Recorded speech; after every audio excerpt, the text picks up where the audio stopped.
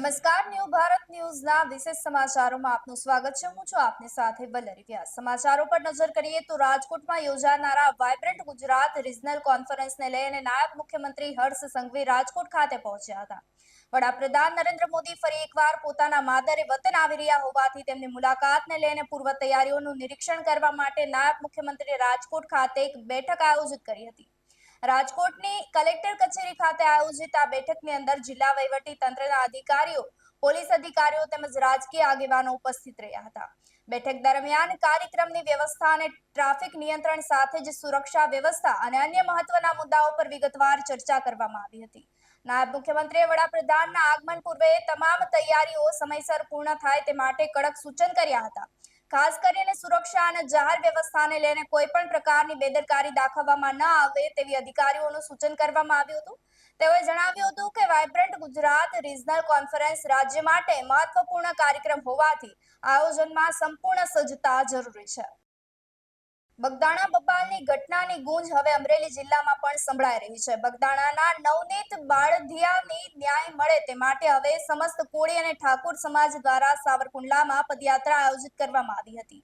रिद्धि सिद्धि चौक થી પ્રાંત કલેક્ટર કચેરી સુધી આયોજિત આ પદયાત્રામાં મોટી સંખ્યામાં સમાજના લોકો જોડાયા હતા। તેમને ન્યાય મળે તે માટે સૂત્રોચ્ચાર કરવામાં આવ્યા હતા। પદયાત્રા બાદ કોળી સમાજના આગેવાનોએ પ્રાંત કલેક્ટરને આવેદનપત્ર પાઠવી દોષિતને કડક સજા કરવાની માંગણી કરી છે। આગેવાનોનું કહેવું છે કે પોલીસમાં નામ સાથે ફરિયાદ આપવામાં આવી હોવા છતાં પણ પોલીસ તંત્ર દ્વારા પક્ષપાત અને વલણ કરવામાં આવી હોવાની વાત કરી રહ્યા છે। આ સમગ્ર બબાલ મુજબ હવે રજૂઆત પ્રાંત કલેક્ટર કચેરીને કરવામાં આવી હતી અને સમાજ દ્વારા સરકાર સુધી લેખિત આવેદનપત્ર સ્વરૂપે માંગણી કરવા માટે પહોંચ્યા હતા અને રજૂઆત કરી હતી। જો યોગ્ય ન્યાય નહીં મળે તો આગામી દિવસોમાં વધુ જ્વલંત કાર્યક્રમ આયોજિત કરવાની ચીમકી પણ ઉચ્ચારવામાં આવી હતી। બગદાણા સ્થિત જે નવનીતભાઈ બાળધિયા ઉપર જે અસામાજિક તત્વો દ્વારા જે હુમલો કરવામાં આવ્યો એમાં અમારા સમસ્ત કોળી સમાજ જે સાવરકુંડલા અને તાલુકા શહેર આ બધા જ અહીંયા ઉપસ્થિત થયા છે અને અમારી માંગણી છે અને આ જે ઘટના બની છે અમે સખ્ત શબ્દોમાં વખોડીએ છીએ અને આવનારા દિવસોની અંદર આવી ફરીવાર ઘટના ન બને અને અસામાજિક તત્વો જે પણ કોઈ હુમલો કર્યો છે અમારે કોઈ જ્ઞાતિ પ્રત્યે કોઈ વાંધો વિરોધ નથી, પરંતુ જે કોઈ આવા અસામાજિક તત્વોએ જે અમારા ભાઈ ઉપર હુમલો કર્યો છે, ક્રૂર અને નિર્દયી જે હુમલો કહેવામાં આવે છે એવો હુમલો અમારા ભાઈ ઉપર જ્યારે કરવામાં આવ્યો ત્યારે અમારા સાવરકુંડલા શહેર અને તાલુકાના સમસ્ત કોળી સમાજ દ્વારા અમે આજે આવેદનપત્ર આપવામાં આવ્યું છે અને કહેવામાં આવ્યું છે કે જે કોઈ પણ આ ગુનેગાર હોય તેમને છોડવામાં ન આવે અને કાયદાકીય રીતે જે કોઈ BNS ની કલમ 109, 61 અને 324 મુજબ જે કોઈ ગુના નોંધવામાં આવતો હોય તે વહેલામાં વહેલી તકે નોંધવામાં આવે એવી અમારી સમસ્ત કોળી સમાજની માંગણી છે।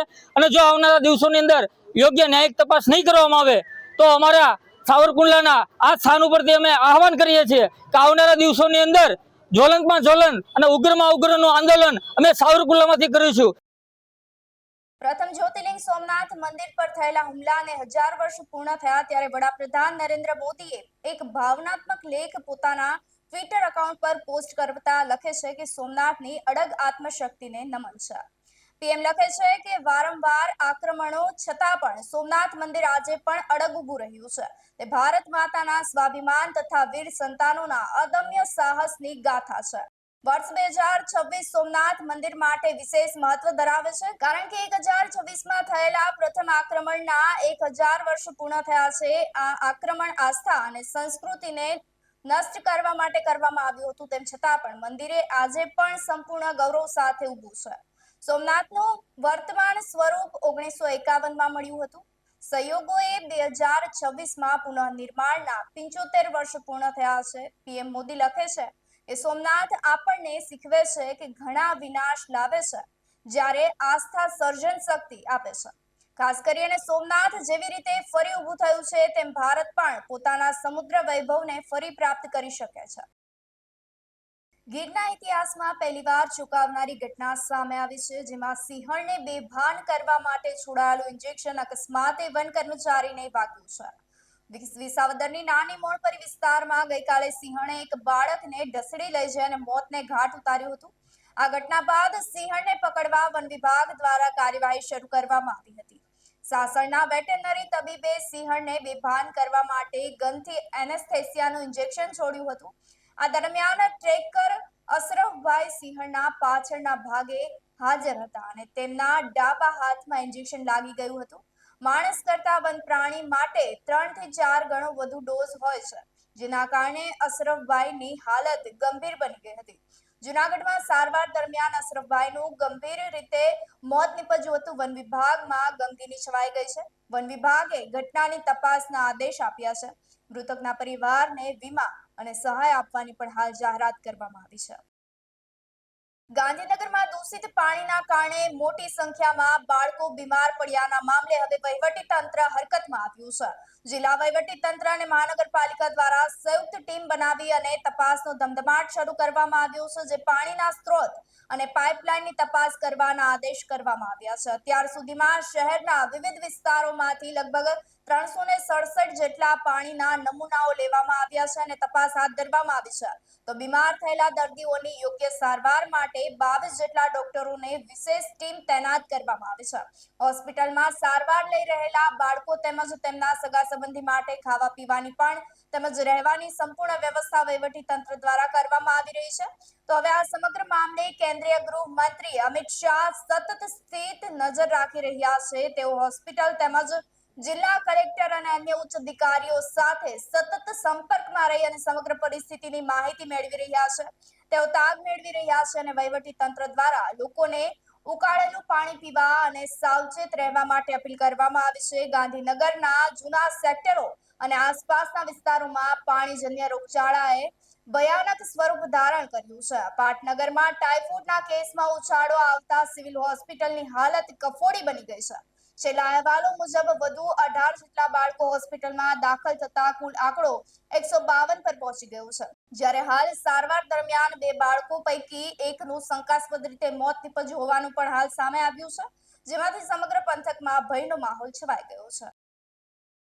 जिला में पूरी एक टीम बनाई गई है, महानगर पालिका द्वारा भी पूरी एक टीम बनाई गई है. पानी का जो प्रॉब्लम था वो पूरी तरह से क्लियर कर लिया गया है और सभी कनेक्शंस और ख़ास तौर पे कल ही 367 जितने पानी के टेस्ट लिए गए थे, सभी टेस्ट ओके आ गए हैं. सभी मरीजों की देखभाल के लिए 22 डॉक्टरों की टीम बनाई है. इंसेंटिव स्पेशलिस्ट भी 3 लोगों को वहाँ पे रखा गया है. 5 MD की टीम भी 24 आवर्स वहाँ पे है. उसी के साथ ये सभी दर्दियों की खाने की व्यवस्था, वहाँ रहने की व्यवस्था भी सरकार और प्रशासन द्वारा की गई है. कल परसों 19 लोगों को डिस्चार्ज किया गया था, कल 16 लोगों को डिस्चार्ज किया गया है. आज भी सभी लोगों की देखभाल भी चल रही है और अच्छी तरह से सभी लोगों की ट्रीटमेंट चल रही है. केंद्रीय गृह मंत्री आदरणीय श्री अमित भाई शाह जी भी हॉस्पिटल से भी डायरेक्ट संपर्क में है. कलेक्टर से भी उनकी हर रोज़ बात हो रही है. आज सुबह ही उन्होंने अर्ली मॉर्निंग भी एक रिव्यू लिया है और सभी लोगों को पूरी तरह से व्यवस्था दी जा रही है. સુરત શહેરમાં નકલી ચીજ વસ્તુઓની ભરમાર યથાવત રહેતી હોવાનો વધુ એક કિસ્સો સામે આવ્યો છે. શુદ્ધ ઘીના નામે નકલી ઘી વેચાતું હોવાની માહિતીના આધારે લસકાણા વિસ્તારમાંથી પોલીસ અને પાલિકાના આરોગ્ય વિભાગ દ્વારા જે છે તે ફૂડ સેફ્ટી વિભાગે સંયુક્ત રીતે છાપો મારી અને મોટું કૌભાંડ ઝડપી પાડ્યું છે. તપાસ દરમિયાન સામે આવ્યું છે કે સોયાબીન ઓઇલ અને વેજીટેબલ ઓઇલમાં ઘી બનાવવાનું એસેન્સ ભેળવી નકલી ઘી તૈયાર કરવામાં આવતું હતું. છાપામાંથી કુલ 319 કિલો ભેળસેળયુક્ત નકલી ઘી તેમજ 856 કિલો સોયાબીન અને વેજીટેબલ ઓઇલનો જથ્થો જપ્ત કરવામાં આવ્યો છે. સ્થળ પરથી નકલી ઘીનું કારખાનું ચલાવતા અલ્પેશ સોઠલિયાની પણ પોલીસ દ્વારા અટકાયત કરવામાં આવી છે. લસકાણા પોલીસે સમગ્ર મામલે ગુનો નોંધી વધુ તપાસ હાથ ધરી છે. નકલી ખાદ્ય પદાર્થોના વેચાણથી જન સ્વાસ્થ્યને જોખમ થતું હોવાના કારણે આવા કૌભાંડ સામે કડક કાર્યવાહી કરવામાં આવશે તેવી ચેતવણી આપવામાં આવી છે. लसकाना पुलिस स्टेशन के विस्तार में आहिर समाज की वाड़ी के पास हमें एक बातमी मिली कि वहाँ पे डुप्लीकेट घी का बेचान हो रहा है, वहाँ पे रैकेट चल रहा है. इसके बेसिस पे लसकाना पुलिस की टीम फूड सेफ्टी अथॉरिटी के ऑफिसर्स के साथ और पंचों के साथ में वहाँ पे रेड किया गया, जिससे डुप्लीकेट घी का जत्था 319 किलो, साथ में वेजिटेबल सोयाबीन ऑयल 856 kg और बाकी घी बनाने का एसेंस टोटल मिला के 2,11,865 रुपये का मुद्दा माल वहाँ से बरामद हुआ है. ये इनका ऑपरेशन ऐसा था कि ये डुप्लीकेट घी बनाने के लिए लिए जो पाल्मोलिन ऑयल या सोयाबीन ऑयल है उसमें थोड़ा सा ओरिजिनल घी डाल के, उसमें घी का एसेंस डाल के उसको गर्म करते थे और उसको होमोजेनाइज करके फिर मार्केट में करियाने की दुकान और मिठाई की शॉप्स में उसको बेचते थे। तो उनकी कॉस्टिंग पड़ती थी वो 150 रुपये के जैसे पड़ती थी, और जो ये मार्केट में बेचते थे 300 साढ़े 300 रुपये में बेचते थे। पिछले 6 महीने से ये ऑपरेशन ये कर रहे थे और हमें ये बात नहीं मिली तो हमने इस पर रेड किया और इसमें अभी फिलहाल जानवा जोग दाखिल करके सारे सैंपल्स को सीज कर लिया गया है और प्रॉपर टेस्टिंग एजेंसी करने के बाद इसका रिपोर्ट जब आएगा उसके बेसिस पर हम उचित इसमें फरियाद दाखिल करेंगे। नोटिसेबल बात यह है कि काफ़ी लोग इसको खरीदते हैं और मैं पब्लिक से ये अपील करना चाहता हूँ कि जब भी आपको कोई सामान जो मार्केट रेट, जो प्रेवलेंट मार्केट रेट है उससे अगर आपको आधे दाम पे वो चीज़ मिले तो आप उस पर सतर्क रहें, सजग रहें, उसमें लोगो देखें, फसाई की लोगो देखें, उसका देखें कि वो सही जगह से वो बन रही है कि नहीं बन रही है, क्योंकि ये ह्यूमन हेल्थ को बहुत बुरी तरह से इम्पैक्ट करता है। जो भी एडल्ट्रेटेड प्रोडक्ट है इससे आपके हार्ट अटैक या स्ट्रोक्स के चांसेस बढ़ जाते हैं, बैड कोलेस्ट्रॉल इसमें इंक्रीज होता है, लिपिड प्रोफाइल जो है आपका डिरेंज होता है, नोजिया, वॉमिटिंग, स्ट्रेस, इन जैसे बीमारियों को भी आप में आ सकता है। तो इसीलिए आप इसमें सतर्क रहें कि डुप्लीकेट घी का सेवन ना करें। તો સમાચારોમાં આજે બસ આટલું જ. ફરી મળીશું. રજા આપશો. નમસ્કાર.